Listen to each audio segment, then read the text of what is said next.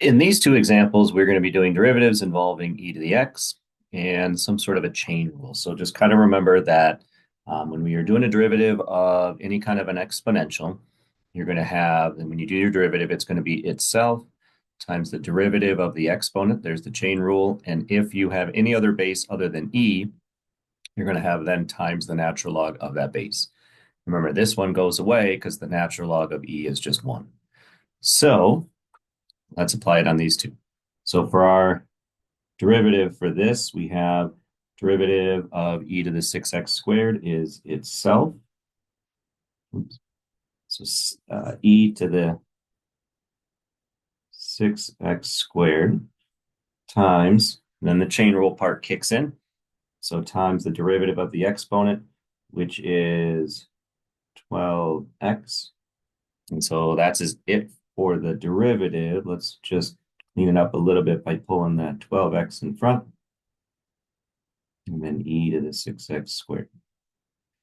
And that is the derivative of that first one. Okay, so second one, just a more complex looking exponent to it. The 4 really isn't going to do anything. 4 is just going to stick around in the front. So when we do our derivative to this, 4 is just going to be there.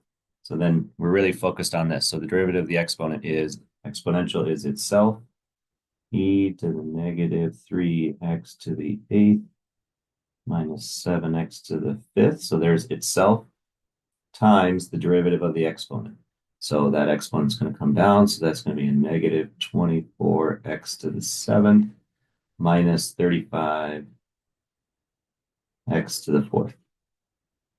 All right, so a little bit of cleanup, not much.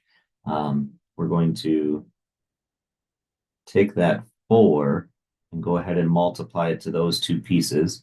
And so that's going to be 90, negative 96 x to the 7th minus 70, 140 x to the 4th.